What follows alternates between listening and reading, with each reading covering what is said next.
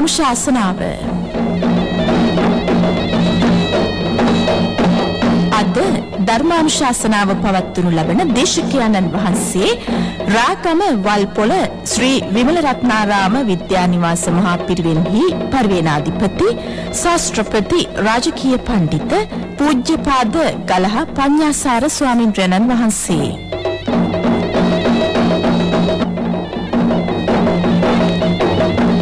සදහැවතුනි, දැන් අපි පන්සිල් සමාදන් වීමට පෙර নমස්කාරය කියමු. අවසරයි ස්වාමින් වහන්සේ. සාදු සාදු සාදු. නමෝ තස් භගවතෝ අරහතෝ සම්මා සම්බුද්දස්ස. නමෝ තස් භගවතෝ අරහතෝ සම්මා සම්බුද්දස්ස. නමෝ තස් භගවතෝ අරහතෝ සම්මා සම්බුද්දස්ස. බුද්ධං සරණං ගච්ඡාමි. බුද්ධං සරණං ගච්ඡාමි. ධම්මං සරණං ගච්ඡාමි. ධම්මං සරණං ගච්ඡාමි. සංඝං සරණං ගච්ඡාමි. සංඝං සරණං ගච්ඡාමි. ဒ ුතියම්පි බුද්ධං සරණං ගච්ඡාමි. ဒ ුතියම්පි බුද්ධං සරණං ගච්ඡාමි. ဒ ුතියම්පි ධම්මං සරණං ගච්ඡාමි. ဒ ුතියම්පි ධම්මං සරණං ගච්ඡාමි. ဒ ුතියම්පි සංඝං සරණං ගච්ඡාමි. ဒ ුතියම්පි සංඝං සරණං ගච්ඡාමි. තතියම්පි බුද්ධං සරණං ගච්ඡාමි. තතියම්පි බුද්ධං සරණං ගච්ඡාමි. තතියම්පි ධම්මං සරණං ගච්ඡාමි. තතියම්පි ධම්මං සරණං ගච්ඡාමි. තතියම්පි සංඝං සරණං ගච්ඡාමි. තතියම්පි සංඝං සරණං ගච්ඡාමි. පාණාති පාතා වේරමණී සික්ඛාපදං සමාදියාමි. පාණාතිපාතා වේරමණී සික්ඛාපදං සමාදියාමි. අදින්නාදානා වේරමණී සික්ඛාපදං සමාදියාමි. අදින්නාදානා වේරමණී සික්ඛාපදං සමාදියාමි. කාමේසු මිච්ඡාචාරා වේරමණී සික්ඛාපදං සමාදියාමි. කාමේසු මිච්ඡාචාරා වේරමණී සික්ඛාපදං සමාදියාමි. මුසාවාදා වේරමණී සික්ඛාපදං සමාදියාමි. මුසාවාදා වේරමණී සික්ඛාපදං සමාදියාමි. සුරාමේරය මජ්ජපමා දට්ඨානා වේරමණී සික්ඛාපදං සමාදියාමි. සුරාමේරය මජ්ජපමා දට්ඨානා වේරමණී සික්ඛාපදං සමාදියාමි. තිසරණේන සද්ධින් පංචශීලං ධම්මං සාදුකං සුරක්ඛිතං කତ୍වා අප්පමාදේන සම්පාදේත. ආමභන්තේ සමන්ත චක්කවාලේසු අත්‍රා ගච්ඡන්තු දේවතා සද්ධම්මං මුනි රාජස්ස සුනන්තු සග්ග මොක්ඛදං ධම්ම ශ්‍රවණ කාලෝ අයං බදන්තා. ධම්ම ශ්‍රවණ කාලෝ අයං බදන්තා. ධම්ම ශ්‍රවණ කාලෝ අයං බදන්තා. සාදු සාදු. නමෝ තස්ස භගවතෝ අරහතෝ සම්මා සම්බුද්දස්ස. නමෝ තස්ස භගවතෝ අරහතෝ සම්මා සම්බුද්දස්ස. නමෝ තස්ස භගවතෝ අරහතෝ සම්මා සම්බුද්දස්ස.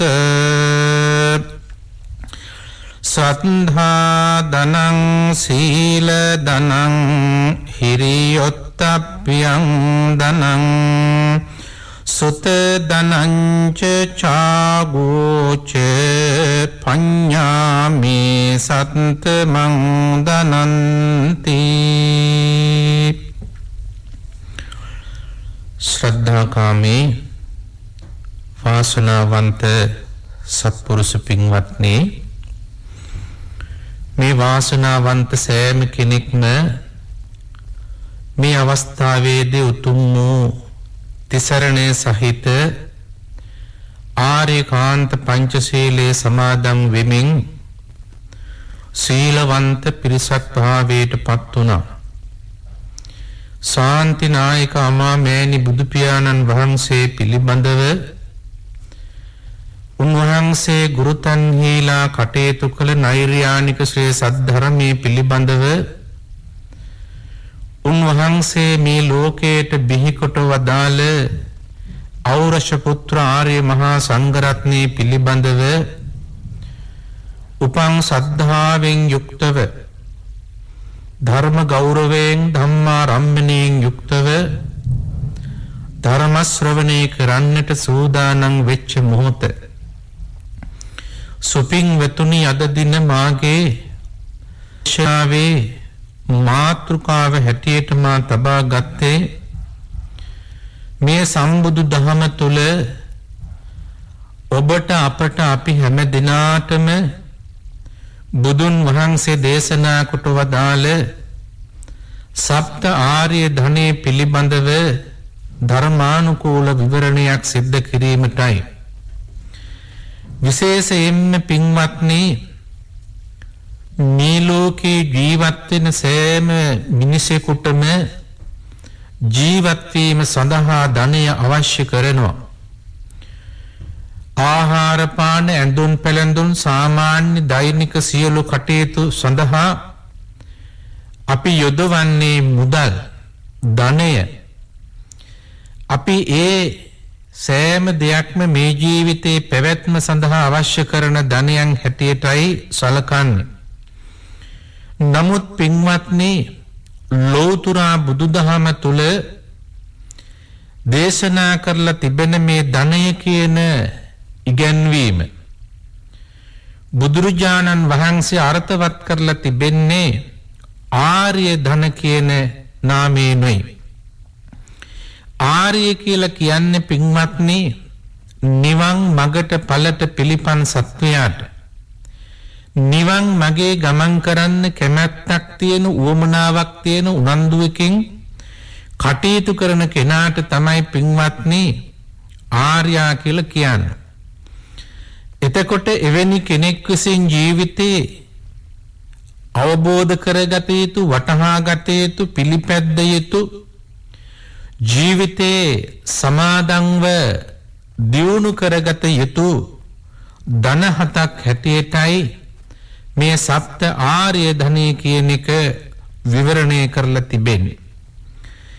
ඉතින් ඒ නිසා පින්වත්නි, මේ සප්ත ආර්ය ධනයන් අපි හැම කෙනාගේම ජීවිතේ සුවපත් කරගන්න, සංසාර ගමන සුවපත් කරගන්න, ශක්තිමත් කරගන්න පමණක් නෙමේ, දිව්‍ය මනුෂ්‍ය කියන දෙගිතෙහි විඳින්න ඕන සැප කළවර කොට ලබන උතුම් වූ නිර්වාණ අවබෝධය සඳහා අප හැම කෙනෙක්ම ලබාගත යුතු, වර්ධනය කරගත යුතු කාරණා හතක් හැටියටයි මේ සප්ත ආර්ය ධන බුදුබණේ විවරණය කරලා තිබෙන්නේ.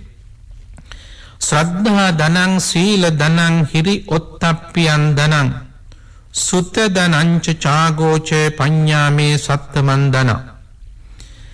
මෙහිදී පින්වත්නි, පළමුවෙන්ම පැහැදිලි කරන ධනය තමයි ශ්‍රද්ධාව නැමැති ධනය. විශේෂයෙන්ම මේ බෞද්ධ දර්ශනය තුල, බුදු සමය තුල එහි පදනම බවට පත්වන්නේ ශ්‍රද්ධාව.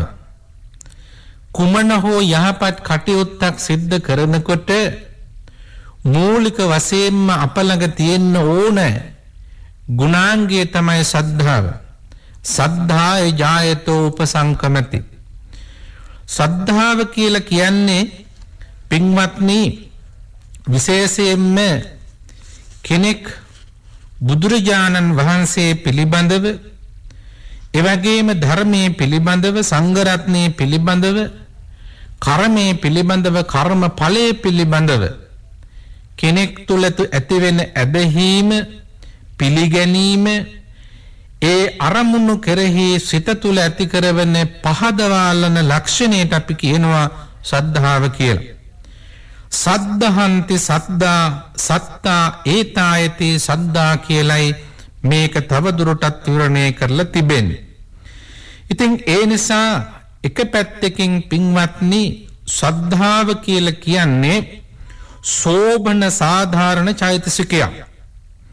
මෙහිදී දිව්‍ය සැප වෙනුවෙන් මනුෂ්‍ය සැප වෙනුවෙන් නිවන් සැප වෙනුවෙන් එහෙම නැත්නම් අපි කියනවා මේ ත්‍රිවාරික සැප සම්පත් ලබා ගැනීම සඳහා අප ළඟ තියෙන්න ඕන මූලික සුදුසුකම තමයි පින්වත්නි ශ්‍රද්ධාව කියලා කියන්නේ.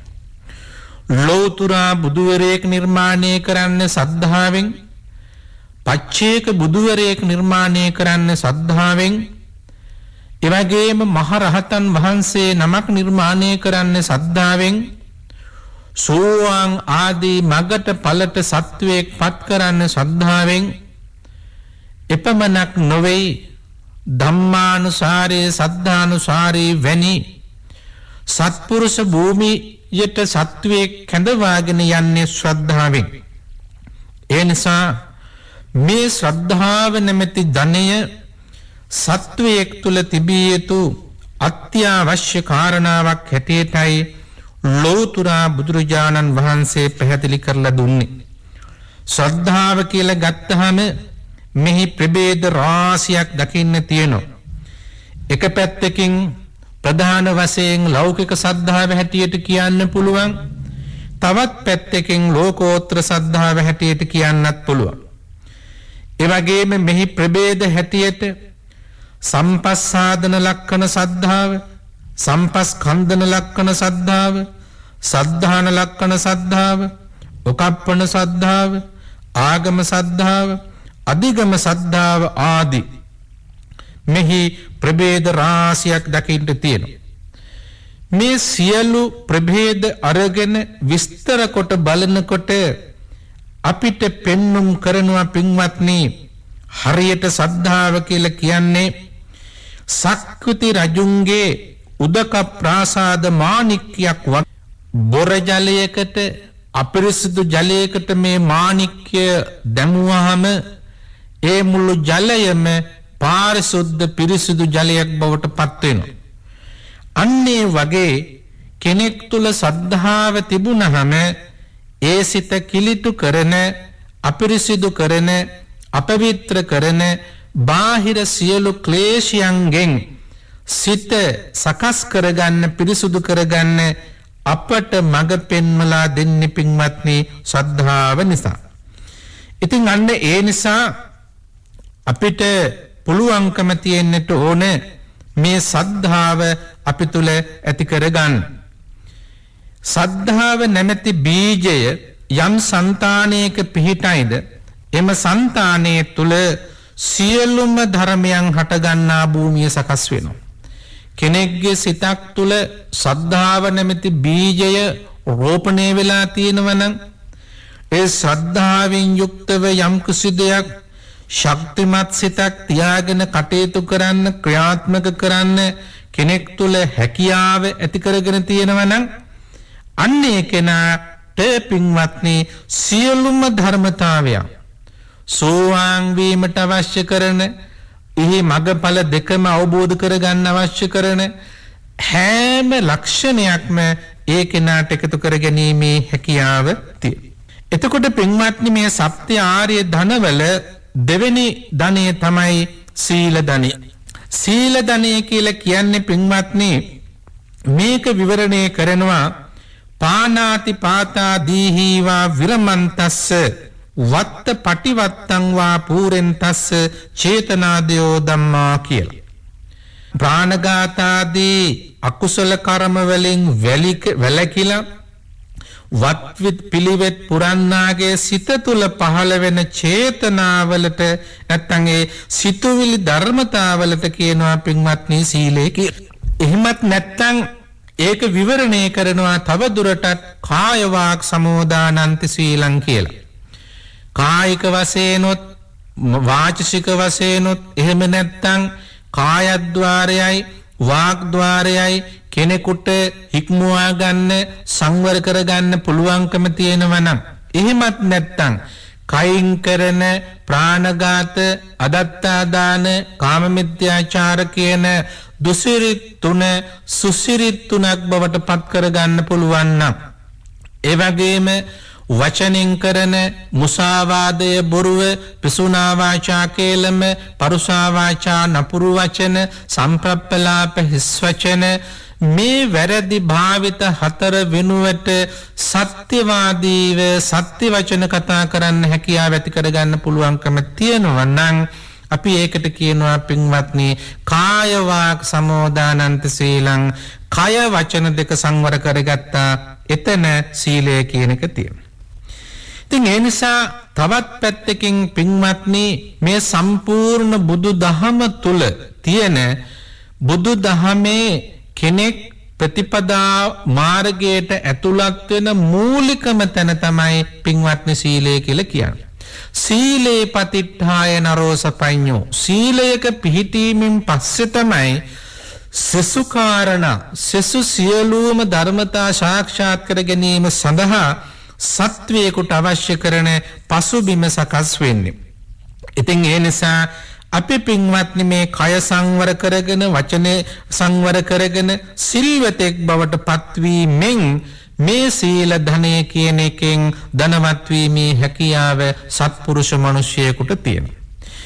තවත් පැත්තකින් ගත්තහම පින්වත්නි මුලින් සිහිපත් කළ ශ්‍රද්ධා ධනය කියලා කියන්නේ සීල ධනය කියලා කියන්නේ සත්‍තිස් බෝධිපාක්ෂික ධර්ම පැත්තෙන් ගත්තහම පංචේන්ද්‍රිය ධර්ම වලට අයිති වෙන කාරණා දෙකක්. ඒ වගේම පංච බල ධර්ම වලට අයිති වෙන කාරණා දෙකක්. අනිත් පැත්තෙන් කෙලින්ම ඍජුවම පින්වත්නි නිවන් මගට අවශ්‍ය කරන සප්ත විසුද්ධියේ පළවෙනි විසුද්ධිය හැටියටයි සීල විසුද්ධිය බුදුන් වහන්සේ විවරණය කරලා තියෙන්නේ. ඉතින් ඒ නිසා පින්වත්නි එක පැත්තකින් සීල ධනය තුළ කෙනෙක් ධනවත් වෙනවා කියලා කියන්නේ සිල්වත්කම කෙනෙක් සතු ලොකුම ධනවත්කම බවට පත් කර ගන්නවා කියලා කියන්නේ ඒ කෙනා තුළ ආර්ය ධනයක් තියෙනවා ඒ කෙනා තුළ ඉන්ද්‍රිය ධර්මයක් වර්ධනය වෙලා තියෙනවා ඒ කෙනා තුළ බල ධර්මයක් වර්ධනය වෙලා තියෙනවා ඒ වගේම ඒ කෙනා තුළ විසුද්ධි ධර්මයකොත් වර්ධනය වෙලා තියෙනවා. අන්න ඒ නිසා පින්වත්නි මේ සීලයෙහි ප්‍රභේද මහා රාශියක් තියෙනවා.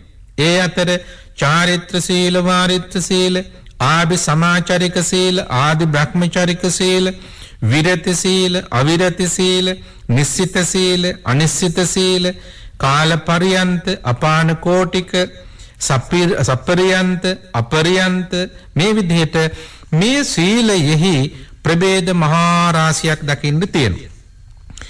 එහිදී පින්වත්නි අපිට පුළුවන්කම තියෙන්නට ඕන මේ සීලයක් ආරක්ෂා කළ යුත්තේ එහිදී තමන් අත්තාදිපතේය ලෝකාදිපතේය ධම්මාදිපතේය මෙන්න මේ විදිහට තමන් පිළිබඳ කල්පනා කරලා ඊළඟට ලෝකයා පිළිබඳ ලෝකයාගෙන් ඇතිවෙන තමන්ට ඇතිවෙන බලපෑම් පිළිබඳ කල්පනා කරලා ධර්මය ගැන කල්පනා කරලා තමන් සිල්වතෙක් බවට පත් වෙනවාද කියන කාරණාව මේදී අපි තීරණය කරන්නට ඕන.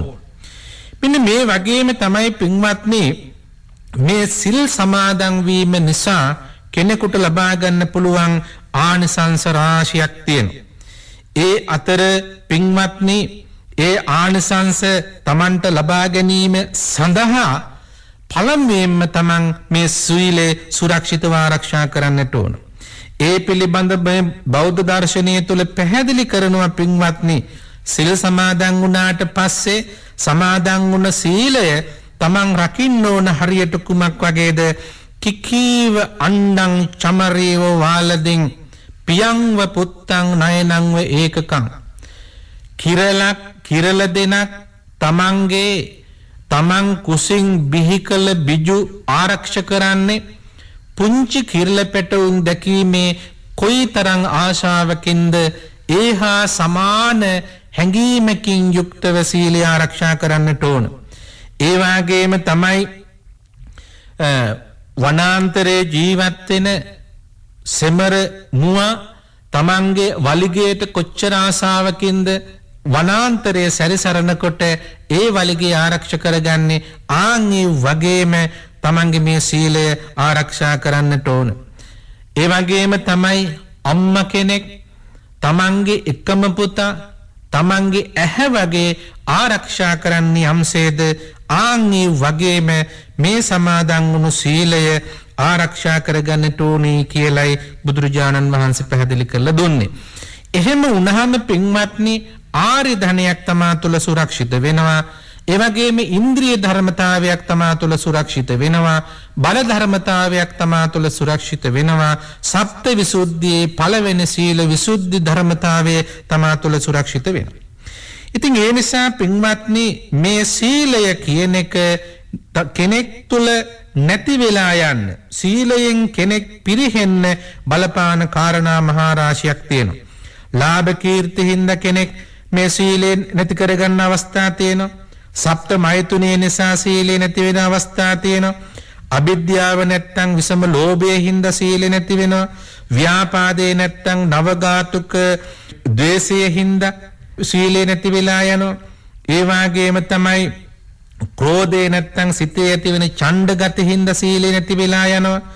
එහෙම නැත්තම් උපනාහය එහෙම නැත්තම් අපි එකට කියනවා බද්ධ වෛරයේ හින්දා සීලේ නැති වෙලා යනවා. මක්ක කියලා කියන්නේ නැත්තම් අපි එකට කියනවා ගුණමකුකම හින්දා සීල නැති වෙලා යනවා. ඒ වගේම පලාස එහෙම නැත්තම් තවත් කෙනෙක් විවිධ දේවල් සමග සමකොට හිතන්ට යෑමෙන් සීල නැති වෙලා යනවා. ඒ විතරක් නෙමෙයි ඊර්ෂියාවෙන් මසුරුකම හින්දා මායාව හින්දා සාඨය ලක්ෂණ හින්දා මේ විදිහට මාන අභිමාන මද පමාද මේ ආදී කාරණා 18කින් පින්වත්නි කෙනෙක්ගේ සීලය පිරිහිලා කෙනෙක් දුස්සීලයක් බවට පත් වෙන්න පුළුවන්කම තියෙනවා. ඉතින් ඒ නිසා පින්වත්නි අපි අදිෂ්ඨානයක් ඇති කරගන්නට ඕන පළවෙනි ධනය ශ්‍රද්ධාවෙන් ධනවත් වෙන්නටත් දෙවෙනි ධනය සීල ධනයෙන් ධනවත් වෙන්නටත් අපි උනන්දු වෙන්නට ඕන. මේ සප්ත ආර්ය ධනයන් අතර අපිට හමු වෙන තුන්වෙනි ධනය තමයි පින්වත්නි හිරි ධනය කියලා කියන්නේ. මේක බුදුබණේ විවරණය කරනවා පින්වත්නි හිරියති කාය දුච්චරිතාදීහි jigucchati හිරි කියලා. මින් පැහැදිලි කරන්නේ කායාදී දුෂ්චරිත පිළිකුල් කිරීම. ඒ කියන්නේ එහෙම නැත්තම් කයින් කරන දුෂ්චරිත 3ක් තියෙනවා. වචනින් කරන දුස්භාවිත 4ක් තියෙනවා. මෙන්න මේවා කිරීම පිළිබඳ කෙනෙක් තුල පහළ වෙන ලැජ්ජාශීලී ගතිය අපි ඒකට කියනවා පින්වත්නි ඒව පිළිකුල් කරන ගතියට අපි කියනවා හිරි කියලා. ඒ නිසා අපි පව් කරන්න ලැජ්ජා වෙන්නට ඕන. සතුන් මරන්න ලැජ්ජා වෙන්නට ඕන. හොරකම් කරන්න ලැජ්ජා වෙන්න ඕන. කාමමිත්‍යාචාරයට ලැජ්ජා වෙන්න ඕන. බොරු කීමට සඳහා ලැජ්ජා වෙන්න ඕන. කේලම් කීමේදී ලැජ්ජා වෙන්න ඕන. නපුරු වචන කීමේදී ලැජ්ජා වෙන්න ඕන. හිස් වචන පාවිච්චියේ ලැජ්ජා වෙන්න ඕන. අන්න ඒ ටික කෙනෙක් තුල ඇති කරගන්න පුළුවන් නම් ඒ පුජ්‍යලයා සුරක්ෂිත වෙනවා. ඒ හින්දා මේක හඳුන්වනවා පින්වත්නි දේව ධර්මයක් එහෙම නැත්නම් ලෝකපාලක ධර්මතාවයක් හැටියට මේ හිරි ධනය කියන එක. මෙහිදී පින්වත්නි බොහෝම ලස්සන උපමාවක් පැහැදිලි කරනවා. කුල වධූවිය හිරි දට්ටම්බන්. ඊටාම උසස් ආත්ම ගෞරවයක් ඇති කුලකාන්තාවක් වගේ කියලා කියනවා මේ හිරි කියන ධනය මිනිසියෙකුට. කෙනෙක් තමන්ගේ ආත්ම ගෞරවය පිළිබඳ කල්පනා කරනවා නම් තමන්ගේ ආත්ම අභිමානය ගැන කල්පනා කරනවා නම් තමන්ගේ පෙළපත ගැන කුල පරපුර ගැන එහෙදි තියෙනවා පින්වත්නි කාරණා 8ක් විතර තමා උපන් ජාතිය ගැන කල්පනා කළොත් කෙනෙක් පව් කරන්නේ නැහැ. තමන්ගේ වයස ගැන කල්පනා කළාම කෙනෙක් පව් කරන්නේ නැහැ. තමා තුළ තියෙන දක්ෂතා සූරභාවය ගැන හිතනකොට පව් කරන්නේ නැහැ. තමාගේ බහුසුතකම ගැන හිතනකොට පව් කරන්නේ නැහැ. ඒ වගේම තමන්ගේ කුල ප්‍රවේණිය නම්බුව ගෞරවය මේ වගේ දේවල් ගැන හිතනකොට පව් කරන්නේ නැහැ. ඒ වගේම ශාස්ත්‍රූ මහත්වය බුදුරජාණන් වහන්සේ පිළිබඳ හිතලා උන්වහන්සේ පිළිබඳ ශ්‍රද්ධාව දියුණු වෙනකොට ඒ කෙනෙක් පව් කරන් තියන්නේ නැහැ. ඊළඟට දායාද මහත්වය තමන්ට ලැබිලා තියෙන දේවල් තමන්ට සමාජය තුළ තියෙන තැන තානාන්තරේ නම්බුනාම මේව ගැන හිතන කෙනා කවදාවත් වැරදි කරන්න යන්නේ නැහැ. ඊළඟට තමා තුළ තියෙන බ්‍රහ්මචාරී භාවය නිසා මම සිල්වතෙක් මම ගුණවතෙක් ඒ හින්දා මට මේ වගේ දේවල් ගැලපෙන්නේ නේ කියලා කල්පනා කරලා යම් කිසි කෙනෙක් මේ වරදින් ඈත්ෙන්න උත්සාහවත් වෙනවා. අන්න ඒකට කියනවා පින්වත්නි හිරි ධනය කියලා. ඉතින් ඒ නිසා අපි මේක තව පැත්තකින් කියනවා පින්වත්නි ඔත්තප්ප ධනයත් ආපුහාම මේ දෙකම හඳුන්වන්නේ ලෝකපාලක ධර්ම කියලා ලැජ්ජා බය කියලායි කියන්නේ. ඉතින් ඒ නිසා පින්වත්නි මේ අකුසල කර්ම කරන්න පව් කරන්න ලැජ්ජාශීලී ගති අපි ඇති කරගන්නට ඕනේ. ඒකට කිව්වා හිරි ධනයෙන් ධනවත් වෙනවා කියලා. හතරවෙනි එක තමයි පින්වත්නි ඔත්තප්ප ධනය කියලා කියන්නේ. මේක බුදුබණේ විවරණය කරනවා උත්තංසන ලක්ඛණං ඔත්තප්පං කියලා. පාපේ කෙරෙහි තැති ගන්නා ගතිය යම් කිසි කෙනෙකුට යම් පවක් සිද්ධ කරන්නට අවස්ථාවක් ලැබුණොත් ඒ ගැන බයක් ඇති කරගන්නවා, තැතිගැන්මක් ඇති කරගන්නවා, අනේ අපෝයි කියලා තමන් ඒ පිළිබඳ බියක් ඇති කරගන්නවා නම් ආන් ඒකට කියනවා පින්වත්නි ඔත්තප්ප ලක්ෂණය කියලා. යම්කිසි පවක් කරන්ට බියක් අපි ඇති කරගන්නවා. ඒ හින්දා මේ හිරි ධනය සහ ඔත්තප්ප ධනය කියලා කියන මේ දෙකම පින්වත්නි ඒකයි මම මුලින් සිහිපත් කළේ ලෝකපාලක ධර්මතා දෙකක්, ඒ වගේම දේව ධර්මතා දෙකක් හැටියට. මිහිදිත් බුදුරජාණන් වහන්සේ උපමාවක් පැහැදිලි කරනවා පින්වත්නි වේසීවියෝත්තප්පන් දට්ටබ්බන් කියලා. යම්කිසි වෛශ්‍යා වෘත්තියේ යෙදෙන කාන්තාවක් හදිසියෝ හෝ දරු ගැබක් හටගත්තොත් ඒ කාන්තාවට නැවත සමාජයට මුණ දෙන්න බෑ. තමන්ගේ වෘත්තියේ නියැලෙන්නට බෑ. ආන් ඒ වගේ අවස්ථාවක වෙසඟනක් දරු ගැබක් හටගත්තොත් හටගනී කියලා ඇය තුළ ඇතිවෙන බිය කොයිතරම් තියෙනවද? ආන්ගේ වගේම ඒ කෙනාට සමාජයට මුණ දෙන්න බැරි වෙනවා. අත්තානුවාද බය, පරානුවාද බය, දණ්ඩ බය, දුගති බය, මෙන්න මේව පිළිබඳව කල්පනා කරමින් යම්කිසි කෙනෙක් පව් කරන්න, දුසිරිත් කරන්න බිය ඇති කරගන්නට ඕන. අන්න ඒකට කියනවා පින්වත්නි ඔත්තප්ප ධනයෙන් කෙනෙක් ශක්තිමත් වෙනවා කියලා. ආන් ඒ නිසා පින්වත්නි ලෝතර බුදුන් වහන්සේ පැහැදිලි කරනවා ගරහි සම්ති තං විඤ්ඤෝ අසුචින් නාගරිකෝ යථා වජ්ජිතෝ සීලවන්තේහි කතම් බිකෝ කරිස්සති.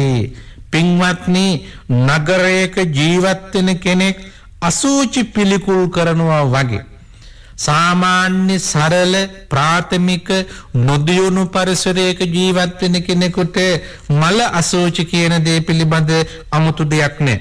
නමුත් නගරයක බොහොම පිරිසිදු දියුණු පරිසරයක ජීවත් වෙන කෙනෙකුට අසුචි කියලා කියන්නේ කොලතරම්නම් පිළිකුල් සහගත දෙයක්ද? ආන් ඒ වගේ නනවතා, ගුණවතා, සිල්වතා, නිවන් මගට පිළිපන් සත්වයා මෙන්න මේ ලෝකපාලක ධර්මතා වලින් තමන් අවබෝධ කරගෙන වටහාගෙන සුරක්ෂිත වෙන්නට ඕන.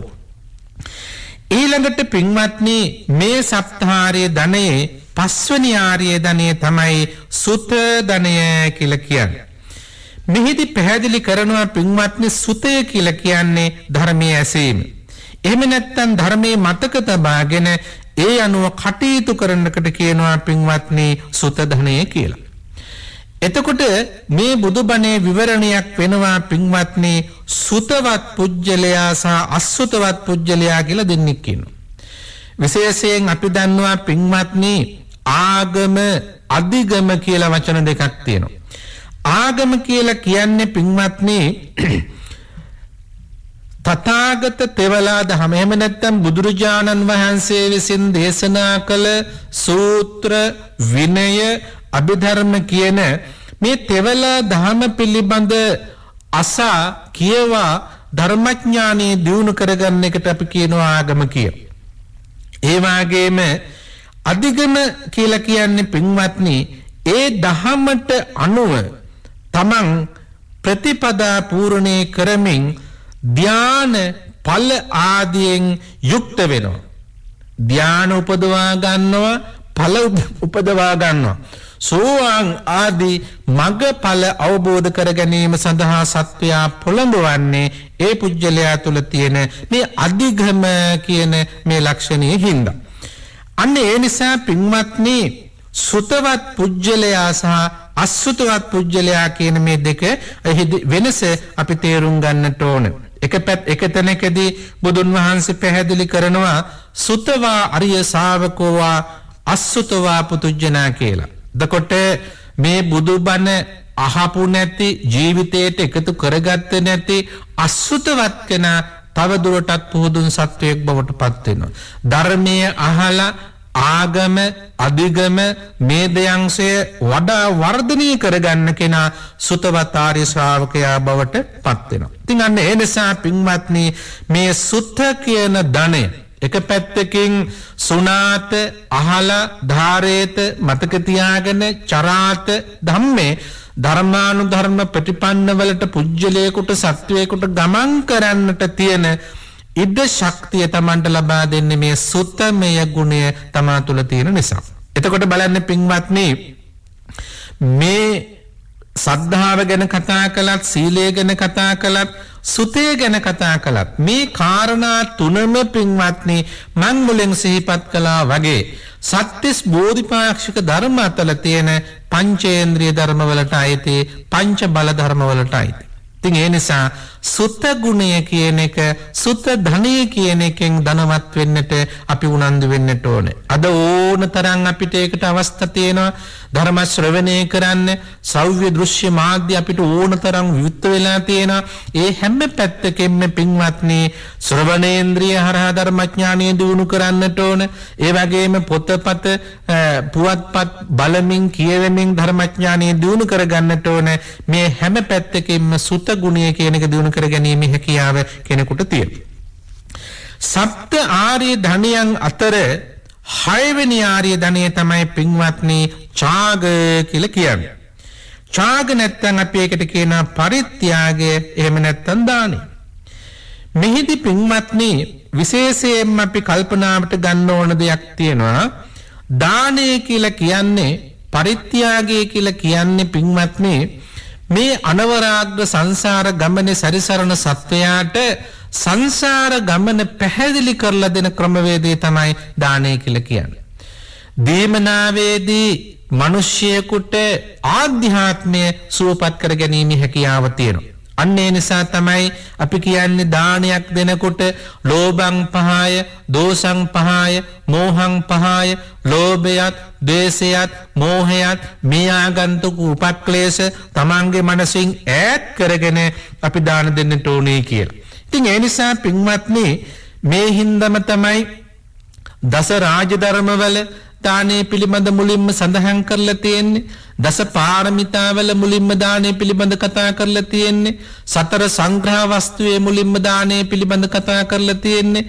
ඒ වගේම ත්‍රිවිධ පුණ්‍ය ක්‍රියාවන්ගේ මුලින්ම දානේ පිළිබඳ සඳහන් කරලා තියෙන්නේ. හොඳ සත්වයේ නිවන් මාගේ ගමන් කරන සත්පුරුෂ ගුණවත් සත්පුරුෂයෙක් නිර්මාණය කිරීමේ හැකියාව මේ දානේ තුල පරිත්‍යාගය තුල තියෙනවා. එතකොට මේක පින්වත්නි අපිට පුළුවන් ක්‍රම කීපයකට කරන්න. එකක් තමයි පූජා බුද්ධියෙන් කෙනෙක් වෙනුවෙන් යමක් දෙන්න පුළුවන්. ඒ වගේම අනුග්‍රහ බුද්ධියෙන් දන් දෙන්නත් පුළුවන්. අපි කියමු තුනුරුවන් විශේෂ යමක් පූජා කරන එකට අපි කියනවා පූජා බුද්ධියෙන් දානයක් දෙනවා කියලා. ඒ වගේම දුගියෙක්, මගියෙක්, අසරණ කෙනෙක්, නැතිබරි කෙනෙක්, අවතන් වෙච්ච කෙනෙක්, යම්කිසි උපද්‍රවයකට ලක් වෙච්ච කෙනෙකුට අපි ගෙයක් දොරක් හදා ගන්න උදව් කරනවා, ඉඩමක් කඩමක් ගන්න උදව් කරනවා, ඇඳුමක් පැළඳුමක් බෙහෙත් ටිකක් ගන්න උදව් කරනවා. අපි ඒකට කියනවා පින්වත්නි අනුග්‍රාහක බුද්ධියෙන් අපි දන් දෙනවා කියලා. එතකොට පූජා බුද්ධියෙන් හෝ අනුග්‍රහ බුද්ධියෙන් හෝ අපි මේ දීමනාව කියන එක ප්‍රගුණ කරන්නට ඕන. මේ දීමනාවේ ප්‍රභේද මහා රාශියක් දකින්න තියෙනවා. නමුත් පින්වත්නි එහිදී අපි තේරුම් ගන්න ඕන විශේෂයෙන් තුනුරුවන් පිළිබඳ ගත්තාම චීවර පිණ්ඩපාත සේනාසන මේ සිව් ප්‍රත්‍ය අපිට දානි හැටියට මහා සංඝරත්නය වෙනුවෙන් පූජා කරන්න පුළුවන්. ඊට අමතරව තියෙනවා පින්වත්නි විස්තර කරලා රූප දාන, ශබ්ද දාන, ඒ වගේම ගන්ධ දාන, රස දාන, පොට්ටබ්බ දාන, ධර්ම දාන හැටියට පින්වත්නි දාන වර්ග 6ක් අභිධර්මයේදී පැහැදිලි කරලා තියෙනවා. ඒ වගේම ආගන්තුක දාන, ගමික දාන, ගිලාන දාන, දුර්භික්ෂයේ දෙන දාන, නවශස්‍ය දාන, නව ඵල දාන හැටියට සඳහන් කරන අපි ඒවට කියනවා කාල දාන 6ක් හැටියට මේ දේශනාවේ සඳහන් කරලා තියෙනවා. ඒ වගේම තවත් තියෙනවා පින්වත්නි දන් ක්‍රමයක්. අපි ඒවට කියන්නේ අසත්පුරුෂ දාන කියලා. සකස් නොකොට දෙන දාන. ඒ කියන්නේ දානයක් හැටියට ගත්ත ගමන් පරිභෝජනය කරන්න බැරි මට්ටමක යමක් පූජා කරනකට කියනවා සකස් නොකොට දෙන දානය. ඒ වගේම ප්‍රතිග්‍රාහකයා කෙරෙහි ආදරයක් ඇති කරගන්න නැතුව දෙන දානය, අනාදරව දෙන දානය. තමන්ගේ අතින් දෙන්නේ නැතුව අනුන් ලබා දෙන දානය. විසිකරන දෙයක් වගේ කලාතුරකින් ඉඳ හිටලා දෙන දානය. කර්මය සහ කර්මඵලයේ පිළිබඳ ඇදහිීමකින් තොරව දෙන දාන. මෙන්න මේ දාන වර්ග 5 හඳුන්වන්නේ පින්වත්නි අසත්පුරුෂ දාන කියලා. ඉතින් ඒ නිසා අපිට පුළුවන් වෙන්නට ඕනේ මේවා තේරුම් ගන්න ඕනේ. දානේ අපි දෙන්න ඕනන්නේ මොන ක්‍රමයකටද කියන එක අපි වටහා ගන්නට ඕනේ. එහෙම වටහාගෙන කෙනෙකුට පුළුවන් නම් දාන දාස, දාන සහාය, දාන ප්‍රති මෙන්න මේවා තේරුම් අරගෙන දාන දාස කියන්නේ තමන් හොඳට රසවත් උසස් සම්දමින් ආහාර පාන බුද්ධි විදිනවා. නමුත් ඊට වඩා පල්ලෙහා මට්ටමකින් දන් දෙනවා. ඒකට කියනවා දාන දාස කියලා. තමන් කන බොන විදිහටම දන් දෙනවා. ඒකට කියනවා දාන සහාය කියලා. නමුත් තමන් කන බොන විදිහට නෙමේ බොහෝම අග්‍ර විදිහට, උසස් විදිහට, ප්‍රණීත විදිහට බොහෝම අර්ථවත් දන් දෙන එකට කියනවා දාන ප්‍රති කියලා. ඉතින් ඒ නිසා පින්වත්නි දාන දාස නොවි, දාන සහාය නොවි, දාන ප්‍රතිඑක් බවට පත් වෙමින් මේ ඡාග කියන ධනයෙන් ධනවත් වෙන්නට පින්වත්නි අපි උත්සාහයක් ඇති කරගන්නට ඕන. ඉතින් ඒ නිසා මේ දන් දෙනකොට දායක විසුද්ධිය, ප්‍රතිග්‍රාහක විසුද්ධිය, දෙය ධර්ම විසුද්ධිය, චේතනා විසුද්ධිය කියලා දානයක් මහත්ඵල ආනිසංස වෙන ක්‍රම 4ක් තියෙනවා. අන්න එතෙන්දි පින්වත්නි දායක විසුද්ධිය, දායකයා බොහොම පිරිසිදුයි, සිල්වන්තයි. නමුත් දානෙ දෙන කෙනා, ලබන කෙනා දුස්සීල වෙන්න පුළුවන්. දෙන දේ අධාර්මික වෙන්න පුළුවන්. නමුත් දායකයාගේ පැත්තෙන් දානෙ පිරිසිදු වෙනවා. ඒ වගේම ප්‍රතිග්‍රාහක විසුද්ධිය දන් දෙන කෙනා ධාර්මිකයි, දෙන දේත් අධාර්මිකයි, ලබන කෙනා ධාර්මිකයි නම් ඒක ප්‍රතිග්‍රාහක සුද්ධිය කියලා කියනවා. ඒ වගේම දෙන කෙනත් පිරිසුදු නැහැ, ලබන කෙනත් පිරිසුදු නැහැ, දෙන දේ ධාර්මිකයි. ඒකට කියනවා දෙය ධර්ම සුද්ධිය කියලා. එතකොට පින්වත්නි මේ කාරණා තුනම එකට එකතු වෙන්නට ඕන. එතකොට තමයි ඊටාම වැදගත්, අර්ථවත්, පූර්ණ ඵල සහිත, ආනිසංස සහිත දානයක් බවට පත් වෙන්නේ. චේතනා සුද්ධිය කියලා කියන්නේ දානයක් දෙනකොට එහි අවස්ථා 3ක් තියෙනවා. දන් දෙන්න හිතපු වෙලාව, දානේ දෙන වෙලාව, දීලා අවස්ථාන වෙන වෙලාව, පූර්ව චේතනාව, මුංචන චේතනාව, අපර චේතනා. මේ අවස්ථා 4දීම සිත පිරිසිදු තියාගන්න එකට කියනවා පින්වත්නි චේතනා සුද්ධිය කියලා. ඉතින් ඒ නිසා මේවා අපි හොඳට අවබෝධ කරගෙන වටහා කරගෙන තමා තුළ තියෙන මේ ලෝභ ද්වේෂ මෝහ ආදී මේ කෙලෙස් අඩු කර ගැනීම අරමුණු පෙරදරි කරගෙන සංසාර ගමන දිගු කර ගැනීමට නොව කෙටි කර ගැනීම අරමුණු පෙරදරි කරගෙන මේ අනවරාග්‍ර සංසාරෙන් එතර වෙනවා කියන පාරමිතාවක් පුරනවා කියන චේතනාවෙන් පින්වත්නි මේ ඡාග ධනය කියන එකෙන් අපි ධනවත් වෙන්නට ඕන. මේ සප්තාරි ධනයේ අවසාන එක තමයි පින්වත්නි පඤ්ඤා ධනං, ප්‍රඥාව නැමැති ධනය. ඒක තමයි පින්වත්නි මේ ආර්ය ධනයන් අතර අප තුල තියෙන අවසාන වශයෙන් ඇති කරගන්න ඕන ධනය. ඒක පැහැදිලි කරනවා පකාරේන ජානාති අනිච්ඡාදි වශයෙන් අවබුජ්ජතේති පඤ්ඤා. යම් දෙයක පවතින ස්වභාවය ඇත්ත ඇති සැටියෙන් අනිත්‍ය ආදී වශයෙන් යම් කෙනෙක් අවබෝධ කරගන්නවා නම් ආන් ඒකට කියනවා පින්වත්නි ප්‍රඥාව කියලා. ඇත්ත ඇති සැටියෙන් අපි එහෙම නැත්නම් අපි ඒකට කියනවා සම්මා දිට්ඨිගත නුවණින් යම් දෙයක් දකින්න පුළුවන් නම් තේරුම් ගන්න පුළුවන් නම් අවබෝධ කරගන්න පුළුවන් නම් ආන් ඒකට කියනවා ප්‍රඥාව කියලා. ඒ නිසා මේ ප්‍රඥා චෛතසිකය පින්වත්නි ප්‍රඥා ධනෙ බවටම පත් වෙනවා. එහෙමනම් මේ ප්‍රඥාව කියන එක අපි පින්වත්නි පැති දෙකකින් දිනු කරන්නට ඕන. එකක් තමයි සාමාන්‍ය ජීවිතයේ යම්කිසි කෙනෙක් සත්‍ය වශයෙන් දකිමින් ජීවත් වෙනකොටත් ප්‍රඥාව දිනු වෙනවා. නමුත් ඊට වඩා වැදගත් වෙන්නේ පින්වත්නි අනිත්‍ය ආදි වශයෙන් දිනු කරගෙන විදර්ශනා ප්‍රඥාවයි. එවාගේම සෝවාන් ආදී මගඵල අවබෝධ කරගන්න ශක්තිමත් වෙන ප්‍රඥාවයි අපි ළඟ දිනු කරගන්නට ඕන. ආන් ඒ නිසා පඤ්ඤා බාසිස්සමෝ ඕභාසෝ නත්තේ ප්‍රඥා ලෝකයේ තරම් සමාන ආලෝකයක් කෙනෙක්ගේ ජීවිතේට නෑ කියලයි බුදුන් වහන්සේ විස්තර කළේ. ඉතින් ඒ නිසා චින්තාමේ ප්‍රඥාව අපිට කරගන්නට ඕන.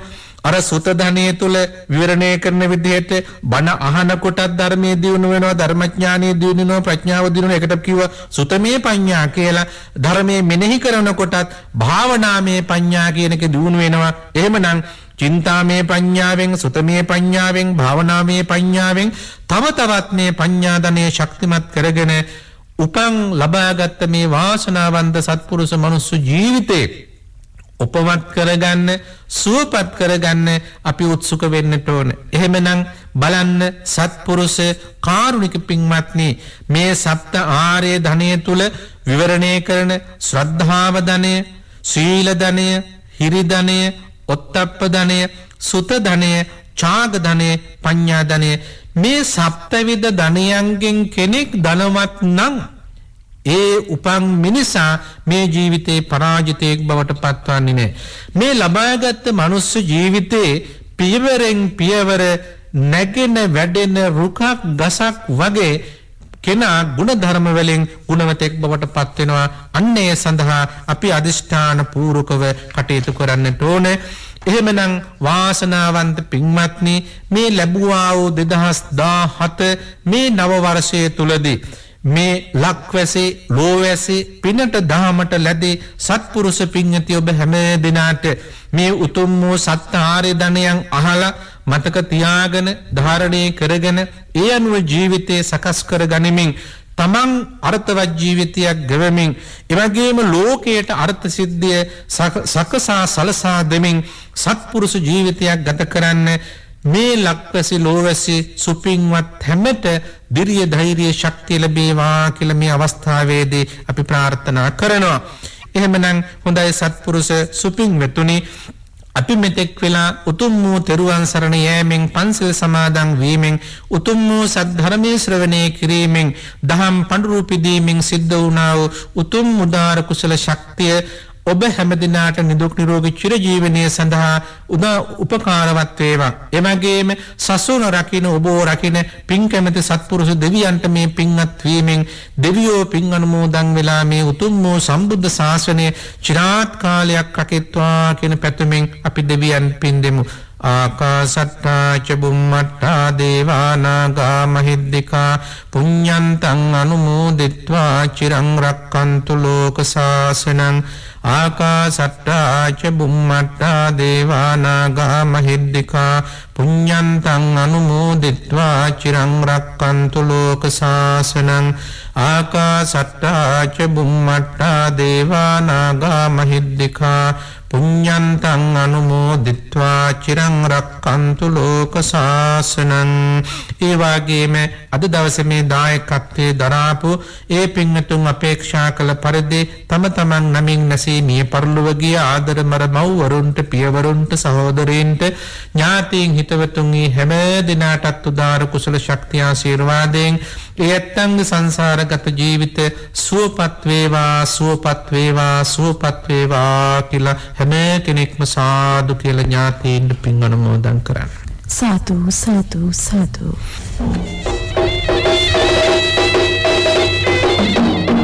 සදහවතුනි ඔබ සවන් දුන් එම ධර්මානුශාසනාව පැවැත් වූ දේශකයාණන් වහන්සේ රාගම වල්පොළ ශ්‍රී විමලරත්නාරාම විද්‍යා නිවාස මහා පිරිවෙන්හි පරිවෙනාධිපති ශාස්ත්‍රපති රාජකීය පණ්ඩිත පූජ්‍යපාද ගල්හ පඤ්ඤාසාර ස්වාමින්වයන්න් වහන්සේ.